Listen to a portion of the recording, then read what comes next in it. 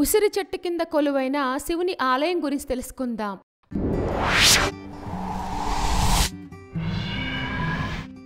మూలస్థానేశ్వర స్వామి ఆలయం.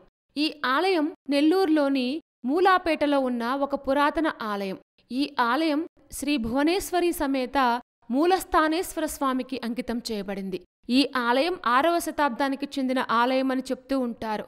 శివరాత్రి నాడు ఈ దేవాలయంలో అంగరంగ వైభవంగా ఉత్సవాలు నిర్వహిస్తారు. ఈ దేవాలయం మహిమాన్వితమైనదని, ఇక్కడ శివలింగాన్ని పూజిస్తే కోరికలు ఫలిస్తాయనేది ఇక్కడికి వచ్చే భక్తుల విశ్వాసం.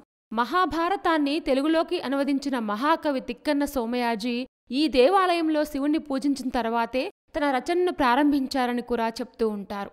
ఇక్కడ శివయ్య స్వయంభూగా నెల్లి వృక్షం అంటే ఉసిరి చెట్టు కింద లింగరూపంలో కొలువై దర్శనమిస్తారు.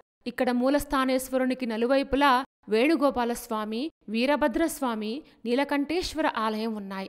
ఈ ఆలయానికి దక్షిణ భాగంలో సహస్రలింగేశ్వర స్వామి ఆలయం ప్రతిష్ఠించబడింది. ఈ దేవాలయంలోని స్వామివారిని అగస్త్య మహర్షి ప్రతిష్ఠించినట్లుగా పురాణాల ద్వారా తెలుస్తోంది.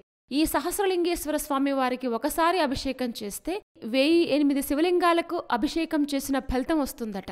ఇక్కడ స్వామివారికి ఎడంవైపున భువనేశ్వరి అమ్మవారు కొలువు తీరి ఉన్నారు. అమ్మవారి ప్రదక్షిణా మండపం చుట్టూ నవదుర్గలు కొలువై ఉన్నారు.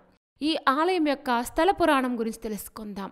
ఈ ఆలయాన్ని ఆంధ్రరెడ్డి పాలకుడైన ముక్కంటి రెడ్డిరాజుగారు కట్టించారని తెలుస్తోంది. ఆ రాజుకి ఒకనాడు కల్లో పరమశివుడు కనిపించి, నేను ఈ ప్రాంతంలో ఉన్న ఉసిరిక చెట్టు మూలాన వెలిసి ఉన్నాను అని చెప్పారట.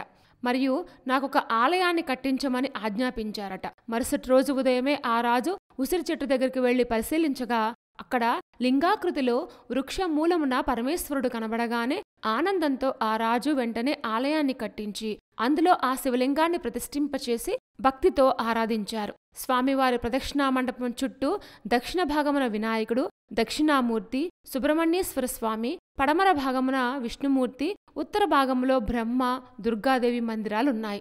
ఈ ఆలయం నెల్లూరు పట్టణంలో వెలిసిన ప్రాచీన ఆలయాల్లో మొదటి ఆలయమని స్థానికులు చెప్తారు.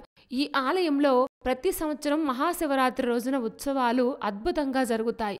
ఈ ఉత్సవాల్లో భక్తులు అధిక సంఖ్యలో పాల్గొని స్వామివారిని దర్శించుకుంటారు. ఉసిరి చెట్టు కింద కొలువైన అద్భుతమైన శివుని ఆలయం చాలా ఇంట్రెస్టింగ్గా ఉంది కదూ. ఇలాంటి మరిన్ని విశేషాల కోసం మా ఛానల్ సబ్స్క్రైబ్ చేసుకోండి.